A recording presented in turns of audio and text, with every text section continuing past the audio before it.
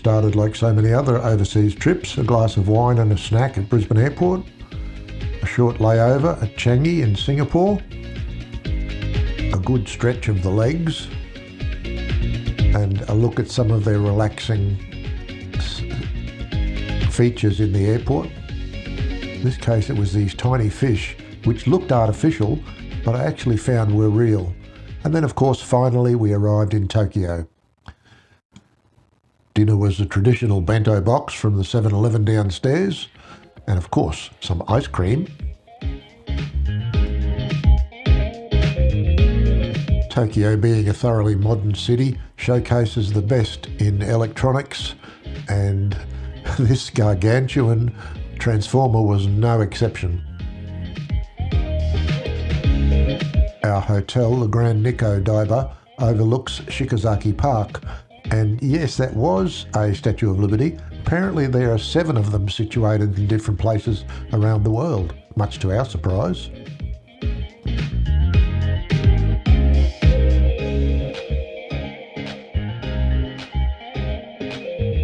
The next morning it was down to the port of Yokohama to board our first ship, the Queen Elizabeth, for a 20-night cruise across the northern Atlantic, down through Alaska, and finally to Seattle. But first, we had to stop at Aomori and Hakodate in Japan.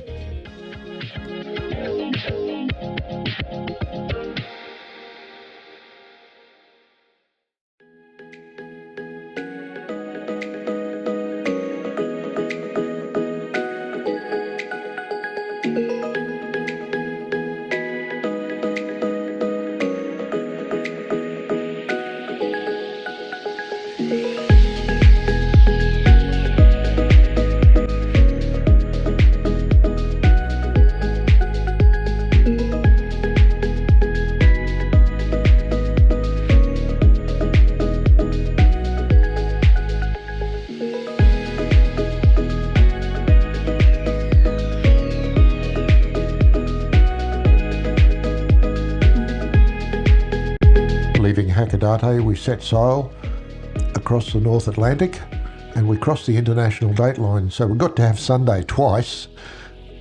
Our time on the ship was spent relaxing in the garden lounge, drinking the odd hot chocolate or cocktail, and exploring everything that the ship had to offer in terms of entertainment. And food, of course.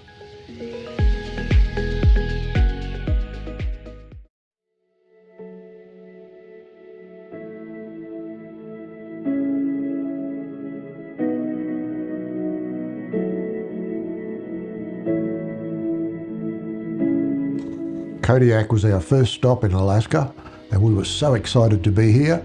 This is the place where the Deadliest Catch was filmed, and of course that's all about catching those huge Alaskan crabs.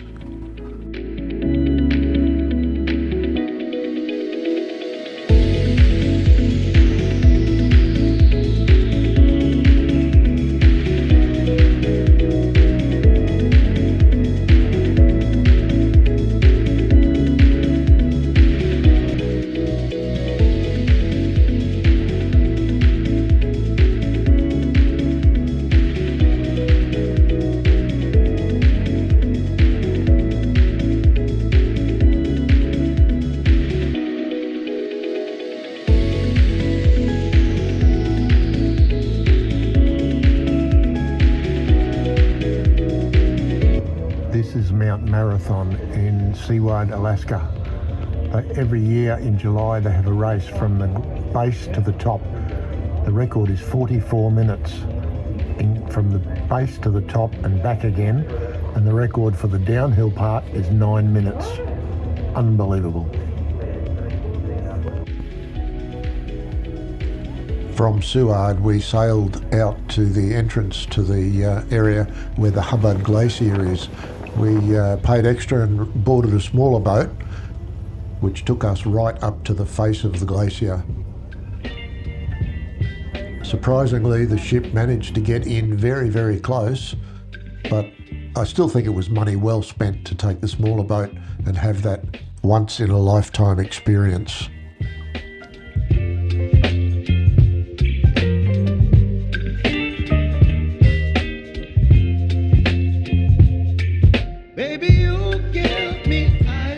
amount of and different types of marine life that we saw on this cruise was quite extraordinary. We saw Arctic seals frolicking in the water and lots of orca whales. You whip up my appetite. Don't leave me here high and dry. Oh, well, I don't wanna jinx it, baby. And twist myself at the spine. Don't wanna overthink it, baby. It's just twist your body and mine. Baby, you got me ice and fire. You're giving me wind and rain. You're some kind of butterfly. Baby, you give me midnight hour. You whip up my appetite. Don't leave me here high and dry. Oh, but I don't wanna jinx it, baby. Let's not get ahead of my time. Oh, but I don't wanna miss you, baby. So I stand up and speak just my mind. Oh.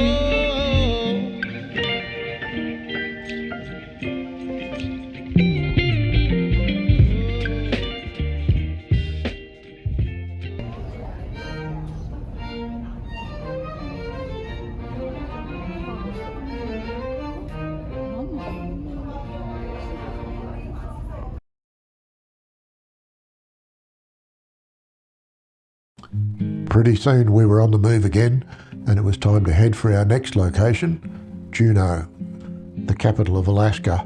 Strangely accessible only by aircraft or ship, this capital is not accessible by road. Go figure. Alaska.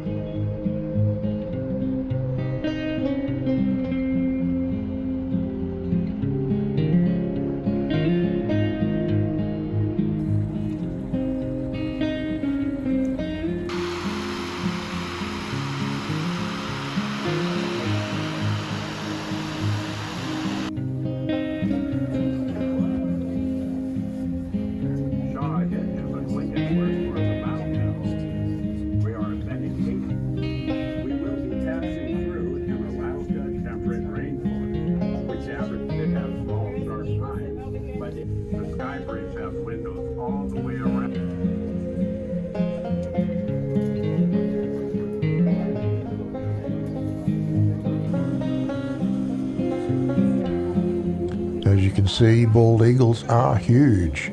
We were lucky one day to have this fellow circling round and round and round the boat for a couple of hours, which gave us the opportunity to get some good photographs of him.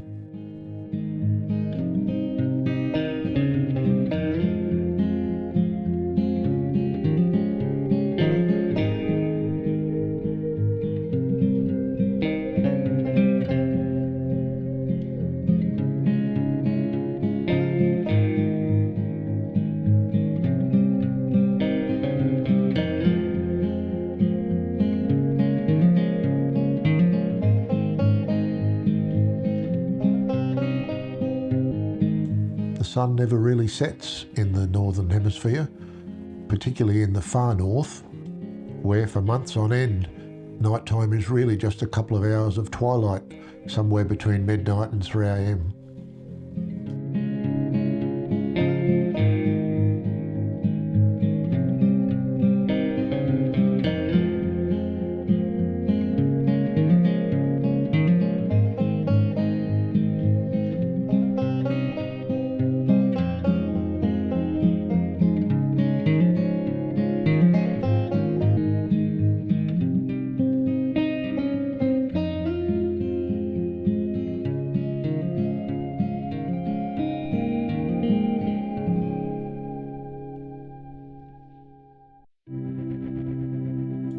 After Juneau, as we headed further south, we sailed into Glacier Bay National Park. This was another quite outstanding glacier. that we were able to get up quite close to.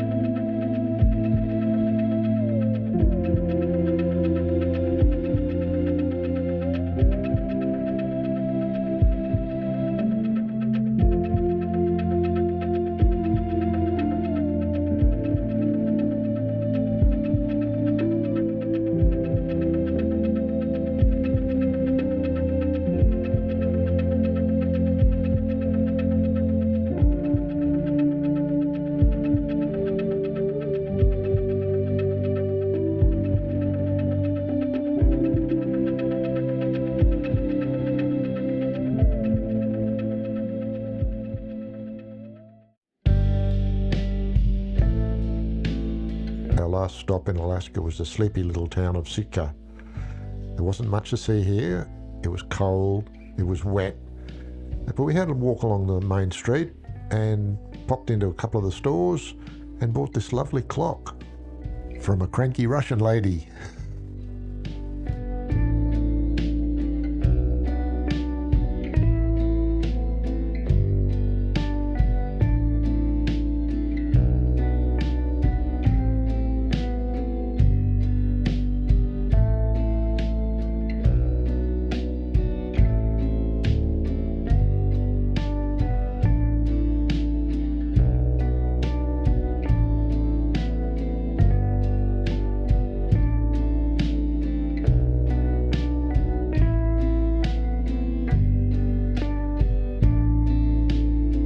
After our wet walk around, it was back on the ship as we head for Canada and the town of Victoria. Victoria is the capital of British Columbia, and it sits on the craggy southern end of Vancouver Island. The capital has many stately mansions, Victorian architecture and lovely parklands.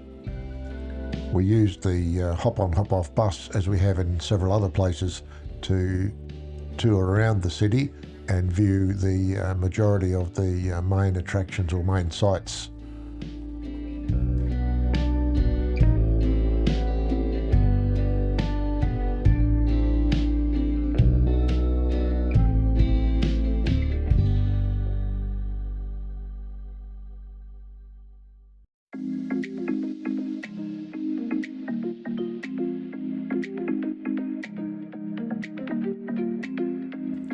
The architecture is a mixture of old and new, and of course, like most towns of its era, it has a thriving Chinatown.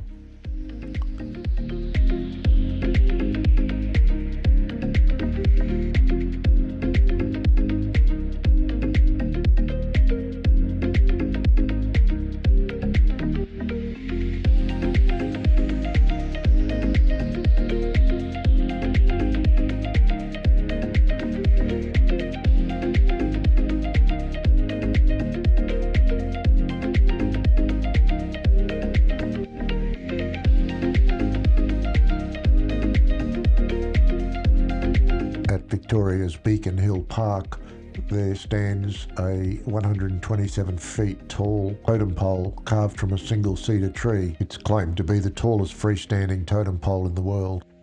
In Victoria, free-roaming deer are also a common sight, often seen in gardens and green spaces around the city. Leaving Canada, we sailed back down the inside strait in some pretty rough water to get us to Seattle, where we would then fly across to New York and board the Queen Mary 2 for the transatlantic crossing.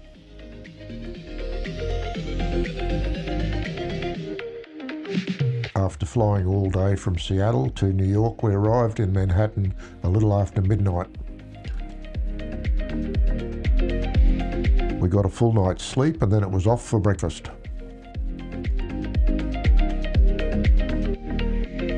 After a quick walk through Times Square and a little bit of shopping, we headed off to the port at Brooklyn and prepared to board the Queen Mary 2 for our transatlantic crossing.